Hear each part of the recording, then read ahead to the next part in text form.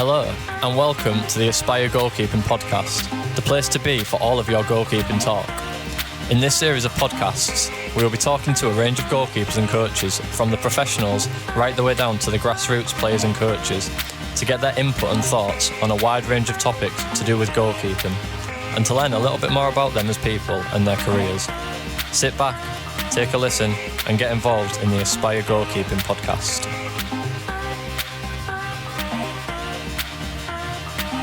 Hi, welcome to the Aspire Goalkeeping podcast. We're here today with Kevin Pressman. I'm Adam. I'm Sam. So KP, thank you for joining us today. Would you start off by just telling us a little bit about yourself, about your career, and who you played for, really?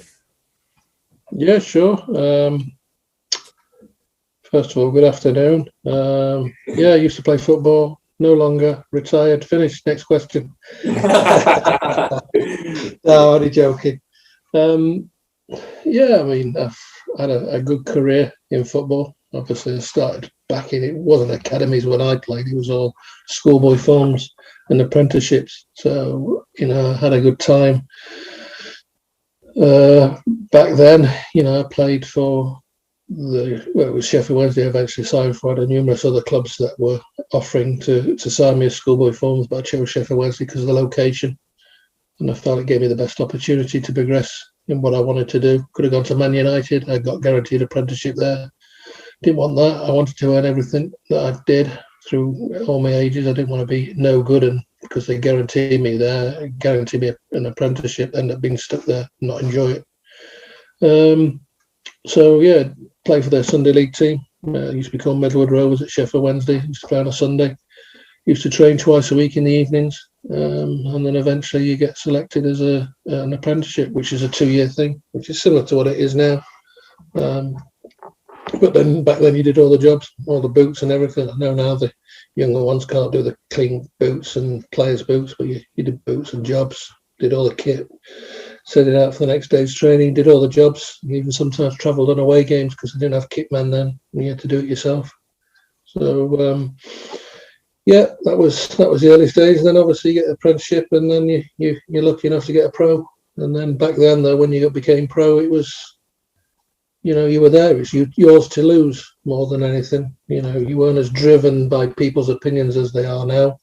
If there's somebody that personally doesn't like you, nowadays you don't necessarily get the chance you deserve. Back then, it was yours to lose. So that's probably a big change for me. And then I got my debut in '87, I think it was, and really then just snowballed from there, to be honest. Had 20 years, over 20 years at Sheffield Wednesday, and then I left in 2004. Went to Leicester, had a spell at Coventry and Leeds, and then I had a year at Mansfield, and then I had a year at Portadown in Northern Ireland, which is probably the best years I've enjoyed. It was honest football. People were, got kicked and got up. They only stayed down when they were actually injured. Thoroughly enjoyed that, and then started to do what I wanted to do as my next phase of my career, which was, become a goalkeeping coach. And luckily enough for me, I ended up coming and working at Scunthorpe with Nigel Atkins was manager. Came in full time. When I was 40, registered to play. Was on the bench twice. Back then, Joe Murphy was playing with a young Josh Lillis. I was registered. I was on the bench a couple of times. I think it was partly Poole away and Plymouth away, I think it was. And then eventually, obviously, the more important thing became as a coach. Did you go down, obviously, all your badges and everything like that? Have you got? Yeah, I did. Not at first, obviously, as I got older, into my 30s and whatnot. Then I started doing my badges. And then, I just continued those as I was going towards the end of my career. And then eventually what happened was, you come out of retirement, and then it's about, obviously, the drive was then, because it changed a lot over the period. They weren't a massive importance back then as what they are now. So, you ended up doing them. You ended up getting yourself probably the best qualifications you can, and doing all your badges and getting yourself qualified, which obviously then gives you that little bit, hopefully, a bit of an edge, or not now. It's required. But back then, you thought it gave you something, a bit of a kudos with regards to, right, I've got a playing career, but I've also got my qualifications in coaching. Obviously, you've touched on it then a little bit about the kind of the change in football from back when you played to kind of the modern day game. What do you think the biggest changes have been in terms of goalkeeping from the time that you played to, say, the modern day like Premier League goalkeeper now? I would say now, looking at football, and my son now works at Derby County full time in the academy, and we have many disagreements every time he comes round or I speak to him. The biggest change for me is goalkeeping is not about keeping the ball out of the net now as a priority. Goalkeepers are selected on how tall they are and their distribution. Is that It's more important now for that than it is keeping the ball out of the net. So keeping the ball out of the back of the net now is a secondary thing. And if goalkeepers concede goals like what I see, what I've been seeing, you find that there's no remorse or disappointment. You don't see a lot of disappointment if they concede a goal, knowing full well if they'd have done something differently or done how I was taught, they would have saved it comfortably. Is that a bad thing in today's game? Is that No, it is. What's a goalkeeper? The name's in the title, isn't it? Goalkeeper. That's for me. That's the priority. Become a goalkeeper. Keep the ball out the back of the net, and then you support the players with your ability to pass the ball. It shouldn't be selecting a goalkeeper now on ability to pass a ball, and then hopefully they don't have a shot. There's too many goals going in now. Too easy. It's acceptable. And when I played, to concede a goal was the worst thing that ever happened to me. It didn't matter what goal or whatever.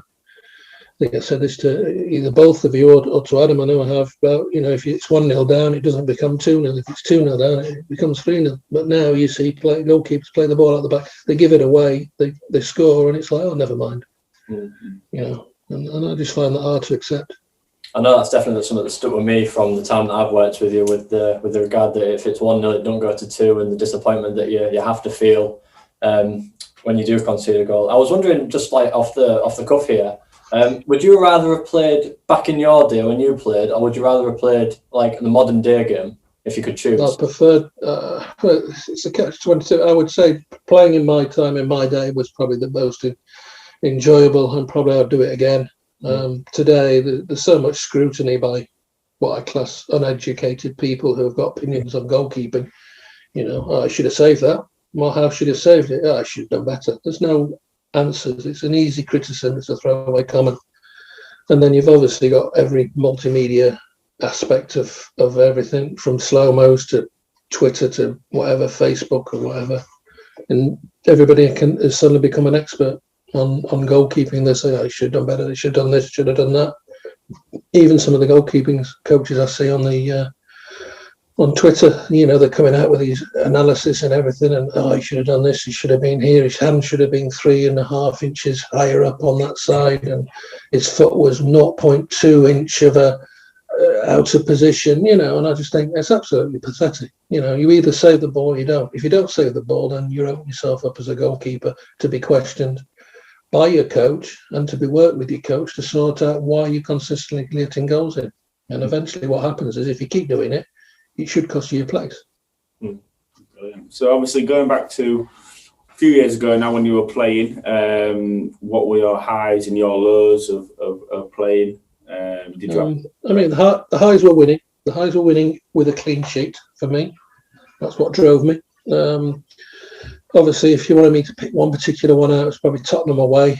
I managed to, on the performance side at Tottenham, I managed to get myself in the England squad. That was back when Glenn Hoddle and Terry Venables was manager. I was involved with the full national squad 5 or 6 times. But that performance on that day was the one that got me selected. So you could say that is. Love the Derby games against Sheffield United. They were always, I enjoyed them because of I knew what was involved for the supporters on a Monday morning.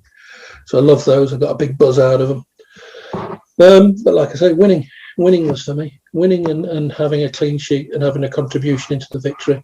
Those were the days that I really enjoyed. The lows, injuries, obviously, cruise ship 9 months out, other injuries, bits and pieces, and then and not playing. Not getting the opportunity to play. I hated not playing. Wanted to play every game. when I got the jersey. I played with broken fingers, ankle injuries, just because I didn't want the other person to play in goal in front of me. And I only accepted it when I felt in my mind they did it right, they were better than me, or they were more consistent than me. But I didn't want to give them a cheap shot and a cheap go and give them an opportunity to play regularly. So I broke my finger in one game, and then the next game I'm getting it strapped up and I'm playing with it because I didn't want to lose that place. I didn't want to lose the shirt. I didn't want to give it up. I think that's the big difference between now, like goalkeepers nowadays, and back in, say, obviously the 80s and 90s when you were kind of playing and stuff. Like there's a lot more weakness, I'd say, now in goalkeeping. But one thing that you did touch on then a little bit was your selections in the England squad. Can you kind of tell us a little bit about like the differences between squad football compared to national football, and what experiences you had with the national? It's the difference is probably another 5 to 10% on top of what you do on a club level. I was fortunate enough, I was playing in the Premier League, so you're playing against the players that I was in the England squad, the Shearers and all on the likes of all these lot. But when you went away with England, it was another level. You'd come back afterwards, you go away and you come back, you're absolutely shattered. Because of the emotion and everything. Suddenly you're going out of club football, and then you're actually representing your country and everybody in that, the millions of people that support you. So you desperately don't want to let people down. Also the media pressure and every expectation is at a different level. Every day is probably got to be your best day. You don't just have to put it together on match days. You had to do it in training as well. And the players around you demanded it. The Teddy Sheringhams and all that, and the Gazzers and things like that, and Beckhams, Nevilles, they all demanded it. They come from top clubs, and they that's how they were, and that's how you had to be. And if you weren't, you fell by the wayside. There was no coming back from it. There was no holding it. Oh, I'll be all right tomorrow. You didn't have to do it. You couldn't have that. You had to do it straight away. So obviously, there's one moment that you'd never ever let us not forget. Scoring a penalty or something. Yes. Something got the odd mention. Yes. What about penalties? As you, from your point as a goalkeeper, not necessarily taking them, because I've heard that one plenty of times, but being in goal, and obviously all these stipulations nowadays about staying on your line and everything like that. What was your kind of setup with penalties and how you serve them? First of all, I did what they do now. You had to stay on your line. I tried to stay on my line as long as I could. The distance I covered was along my line, because basically I wanted to form a barrier. I didn't have to step out to attack the ball. I just 4 yards from the middle of the goal to each both either side. That's the distance I covered. Strong handing, try and flick it. It was really a block. If you're fortunate enough to be able to hold it, it was a bonus. So I did that, and then it was the run up for me. It depends on what level you're at. As you were played up in the Premier League and whatnot, you found that they disguised things a bit better.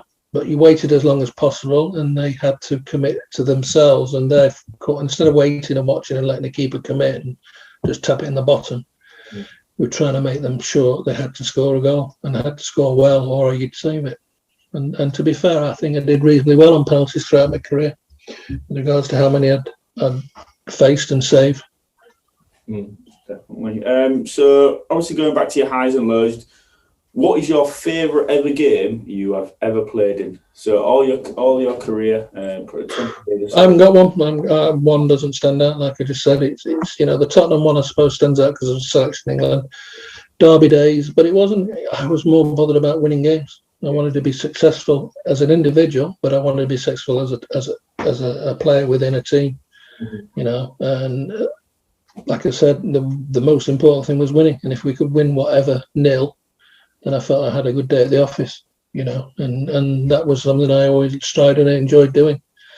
As I said, nothing really sticks out for me. As I say, Derby days definitely, because it's so special for the supporters, and the chance that I got, that I gave myself through a good performance at Tottenham was another highlight. Obviously, you've coached quite a bit after your playing career finished. Was it always the plan to go into coaching for you? Yes, it was. Yeah, it definitely was. That was my next thing. I thought I got something to offer. I've had great coaches in my own time when I played, from Gordon Banks and the Martin Hodges of this world. I've had them all. Obviously with England, Ray Clements. And you want to give something back. And that was the beauty of it. Thank you very much. I've had a great career.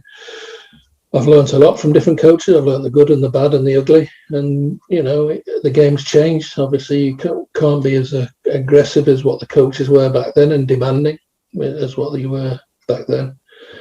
Now, so you have to adapt, but you adapt yourself with the knowledge that you know what it has to be successful. Because the journey to get there is the easy part. It's staying there is the hard part. Yeah. It doesn't matter what you do. You've got to stay there once you've got that position. And how do you achieve that? Well, that's what a coach is there for. That's what I'm there for. Because it worked for me and it allowed me to have a good career in the game. So it's dealing, again, like you said, the highs and the lows, dealing with disappointments, frustrations, anger, that you don't get the opportunity you feel you deserve. How do you manage that? You can quite easily throw the towel in or get the face on and end up costing you more damage than what you think, because behind the scenes, if you end up being a bad apple and have a poor attitude, coaches talk.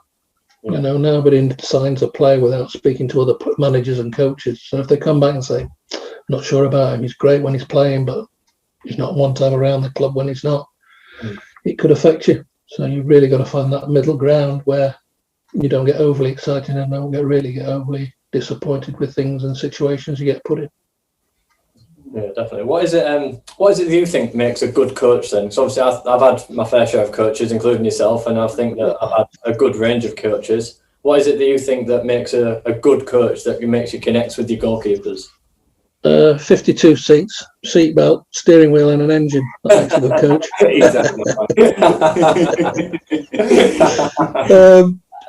A good coach, consistency, professionalism, demands that are achievable. And being open and being able to communicate with who you're working with to find each individual's strengths and make them the best they could possibly be. For me, that is the most important thing. As a coach, it's how you speak and conduct yourself. There's a problem, a goalkeeper experiences a problem which is causing poor performances or a constant mistake. Work together to sort it out. It's no point in going in and saying you're doing it wrong, you need to do this, need this. The style that you're demanding on that person won't necessarily be the right and suits them. It's about finding something through discovery together to find out what works. And also at the end of the day, what I judge as a goalkeeper, can you keep the ball out the back of the net? How do you keep it out? Sometimes in match days it's not as important as it's in training. But if you can keep that ball out the back of the net more times than not in games, you win games. And you get a good reputation as a shot stopper, as a good goalkeeper. It doesn't always have to be orthodox. It can be whatever. You see it now with all these foot saves and everything. Keepers do it, but then some of them are better at it than others, and some are more successful and build a reputation through it. So obviously, as a coach, you've gone into your coaching now.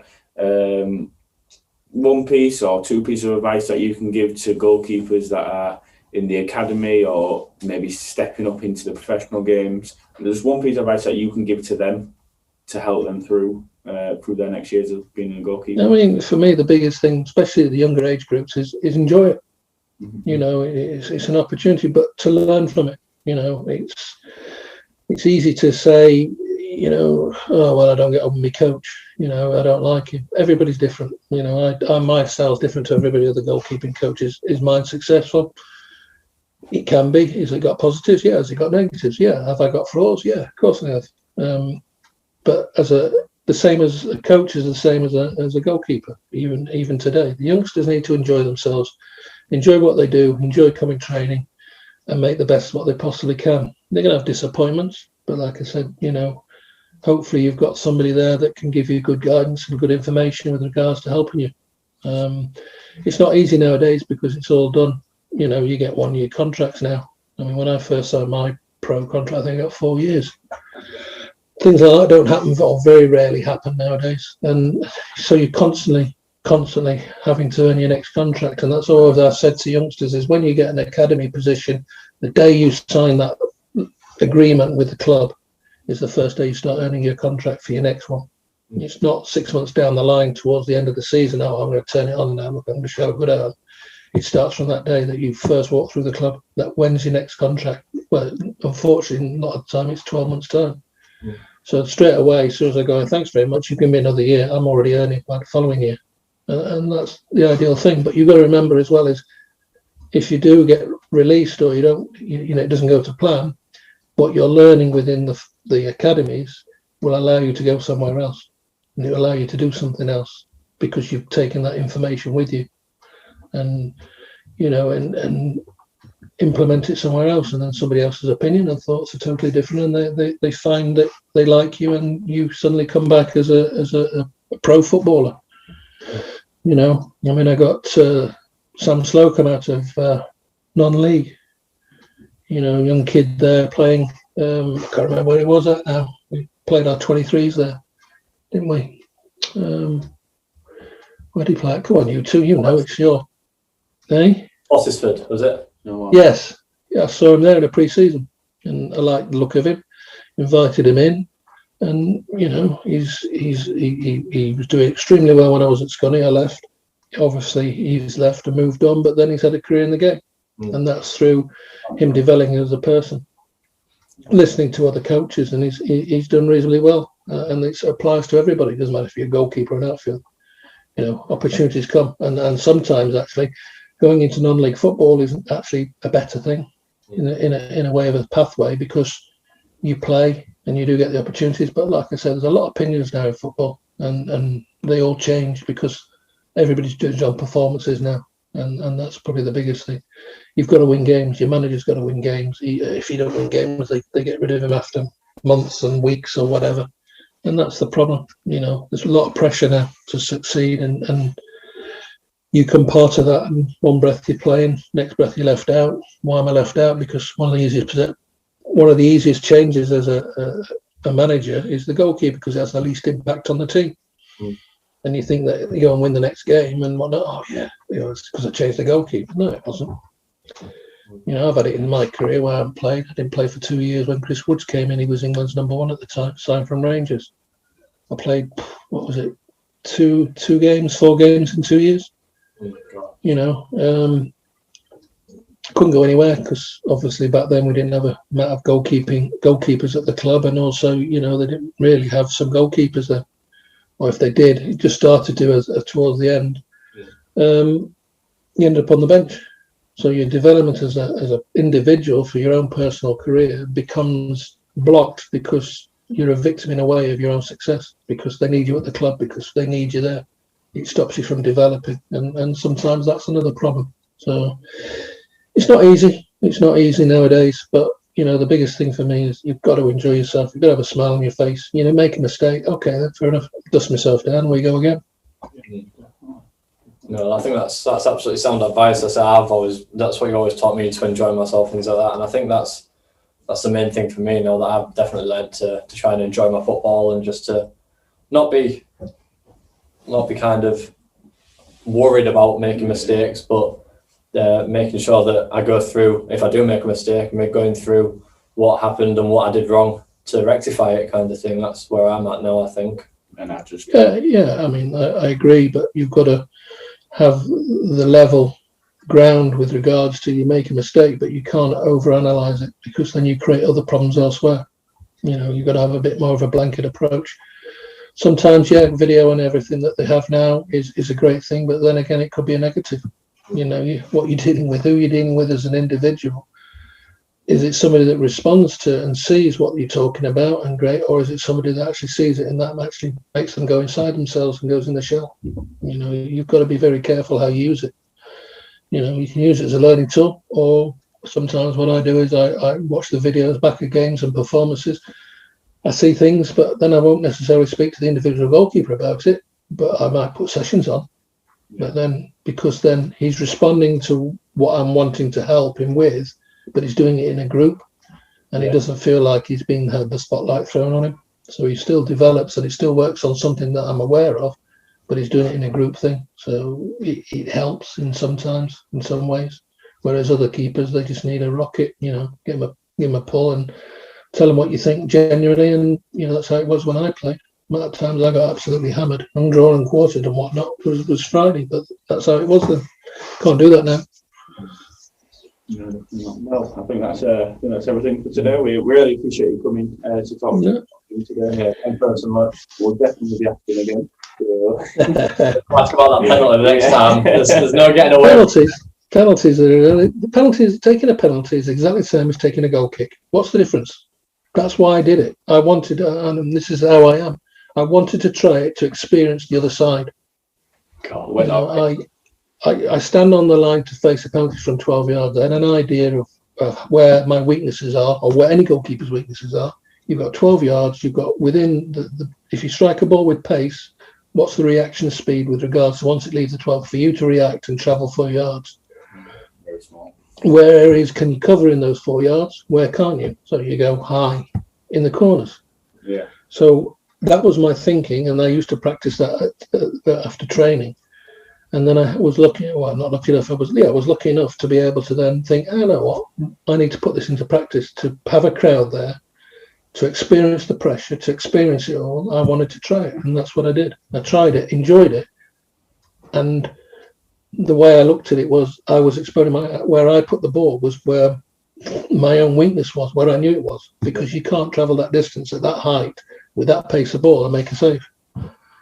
So when you see all these players roll the balls in so slowly and everything, that makes me cringe. And then they make a save and everything, and they don't talk about a great penalty save. It's always, a terrible penalty. Yeah. So that's why I did it. I did it to experience both sides of it. So I'm sure that living long in the memory of a lot of people, especially us, Moise. Yeah. But no, yes. Thank you so much for your time today, Kevin. Not a problem. And we'll definitely speak to you again very soon, hopefully. Yeah, definitely. Hopefully, when we get back to a bit of normality, I can pop over. Definitely, that'd be brilliant. That'd be nice, and see how things are going and whatnot. Yeah, what are we doing one of your sessions? Well, you can have a fitness session. You used to like it, didn't you, Adam? I'll take one of them. I'll have one of them. Yeah. You like one of those, don't you? But Kevin, thank you very so much for your time, and we will speak to you again shortly. Thank you. Okay, no, that's great. I appreciate it. Look after yourselves. Enjoy what you do, and hopefully you go from strength to strength. I'm sure we will try. Definitely. So yeah, thank you. That's it.